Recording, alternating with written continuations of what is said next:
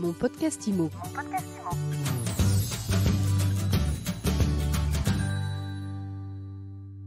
Bonjour à tous et bienvenue dans ce nouvel épisode de mon podcast IMO. Merci d'être de plus en plus nombreux à nous écouter. Tous les jours, on décrypte l'actu qui vous fait du bien et aujourd'hui, on s'intéresse aux attentes immobilières des jeunes et on en parle avec Jean-Marc Torolion, président de l'AFNAIM. Bonjour. Bonjour Ariane. Jean-Marc, vous venez de réaliser une étude avec l'IFOP sur le rapport des jeunes au logement. Alors, qu'est-ce que vous pouvez nous dire des attentes immobilières des moins de 30 ans ? Oui, alors effectivement, cette étude, elle concerne les 18-30 ans et nous nous sommes souciés de savoir un petit peu quels étaient leurs désirs, leur compréhension du marché du logement et leurs aspirations profondes. Alors d'abord, qu'est-ce qu'on constate ?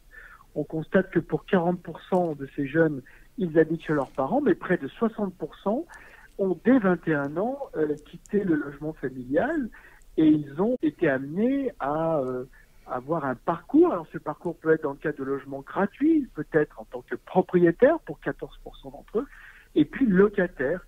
On s'aperçoit qu'ils ont, pour certains, eu beaucoup de logements, jusqu'à 5 logements quand même pour 20% d'entre eux. Mais ce qui nous a paru intéressant, c'est de constater un petit peu quelles étaient leurs aspirations, tant par rapport à leur logement actuel que par rapport à leur logement futur. On a des enseignements qui sont intéressants. Alors, le logement actuel, le choix s'est fait surtout par la proximité. Il s'est fait également par le rapport qualité-prix. Et puis, parfois, il s'est fait en fonction de ce qu'il y avait sur le marché, c'est-à-dire qu'il n'y avait pas de choix. Mais là où nous avons été très étonnés, c'est sur les aspirations, en fait, de ces jeunes en termes de logement. Pourquoi ? Parce que dans les critères fondamentaux de leur futur logement, l'un des critères déterminants, c'est la sécurité. 96%, Ariane, de ceux qui travaillent ou de ceux qui sont en situation d'emploi nous disent « Mon premier critère de choix, ça sera la sécurité. Mon deuxième critère, ça sera le calme, la proximité avec la nature et un cadre de vie apaisant, ce qui rejoint la sécurité. Et mon troisième critère, c'est la proximité d'équipements et de services publics et de lieux culturels. » Et finalement, à partir de cette aspiration-là, on se dit, ces jeunes, ils veulent être à la maison, ils veulent être en appartement. 71% nous disent, nous voulons une maison individuelle. 7 jeunes sur 10 souhaitent vivre en maison. Alors on se dit, mais ces maisons, finalement, est-ce qu'elles sont écologiques ou pas ? Et on leur pose la question, est-ce que le critère de l'écologie passe par la maison ou le plus écologique, c'est l'appartement ? Eh bien, là aussi, c'est assez surprenant. Pour 48%, il n'y a pas de différence entre l'aspect écologique d'une maison et l'aspect écologique d'un appartement. Pour 31%, c'est même la maison qui est plus écologique que pour l'appartement. Là encore, on voit bien que par rapport à leurs aspirations, il n'y a pas de frein moral. Finalement, et je finis par là, où est-ce qu'ils veulent vivre avec leur maison ? À 28% en zone rurale, en 44% en zone périurbaine et 28% seulement en milieu urbain, en ville. Voilà le schéma de cohérence aujourd'hui qu'expriment les jeunes, maison individuelle, sécurité, équipement public, périurbain. Alors la sécurité, comment ils l'appréhendent ? Je pense qu'on n'échappe pas à une analyse au fond de la société telle qu'elle s'exprime aujourd'hui. C'est-à-dire que cette sécurité, c'est une sécurité à tout point de vue, c'est une sécurité physique, c'est un cadre de vie apaisant, c'est pas d'agressivité dans l'univers dans lequel ils évoluent, mais c'est aussi une sécurité sanitaire, ce qu'on oublie souvent. Et la maison individuelle répond à cette sécurité sanitaire. Quand on a été amené à être confiné dans son logement et dans son petit logement, on se dit évidemment que mon logement futur répondra à un cocon familial, un cocon sanitaire. Et la sécurité sanitaire, c'est comme la sécurité tout court, elle passe par un certain type de logement. Moi, je crois que c'est ça. D'ailleurs, ce qui est intéressant dans l'aspect sécuritaire, c'est que on pourrait se dire, les étudiants ont peut-être moins d'aspiration, en tout cas, que ceux qui sont actifs. Mais pas du tout. 96% des étudiants, comme 96% des jeunes actifs, aspirent à cette sécurité. Alors, on se dit, est-ce qu'il y a plus de femmes que d'hommes ? Pas du tout. Le marqueur n'est pas évident.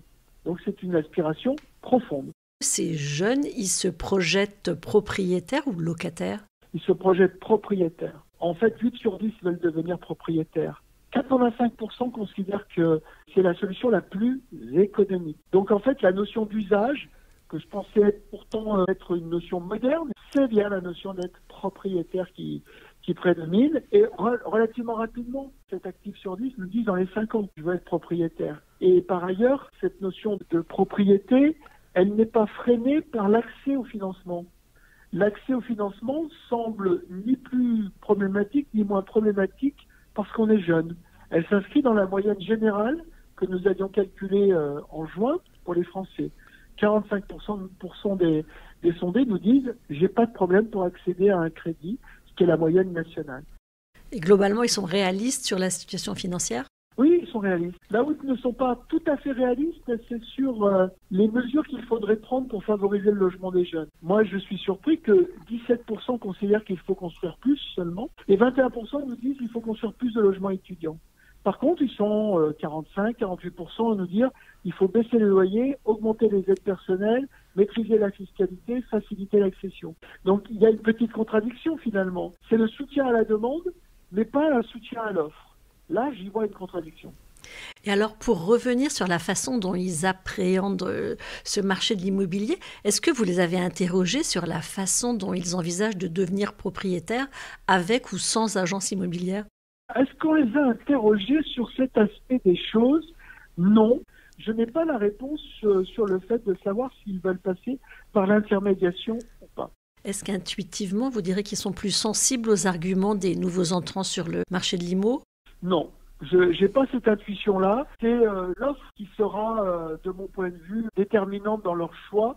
Là où il y aura l'offre, qu'elle soit chez le particulier, chez le professionnel, nouveau modèle, ancien modèle, finalement, c'est là où ils iront. Ils ne sont pas révolutionnaires dans leur aspiration immobilière. Je ne les sens pas révolutionnaires dans la façon dont ils utiliseront les services des uns et des autres pour accéder à la propriété. Dernière question, Jean-Marc, qu'est-ce que vous leur donneriez comme conseil à ces jeunes, aux jeunes diplômés notamment qui nous écoutent pour bâtir leur avenir immobilier au plus vite et au mieux ? Je leur donnerais comme conseil d'emprunter immédiatement parce que quand on emprunte à 1,08% avec une inflation à 2,8% et un immobilier qui s'apprécie de 7% par an, il n'y a pas photo. Je leur donnerais un autre conseil, c'est de ne pas sous-estimer l'impact de la rénovation énergétique future pour le logement auquel ils s'intéressent. Et cet impact-là, il ne ressort pas encore comme étant prégnant dans les critères de choix. C'est uniquement pour 22% d'entre eux et je pense qu'ils ont tort. Donc attention. Merci beaucoup Jean-Marc de Rollion. Je rappelle que vous êtes le président de la FNAIM et je vous dis à très vite pour un nouvel épisode de Mon Podcast Immo. Merci Ariane. Mon Podcast Immo.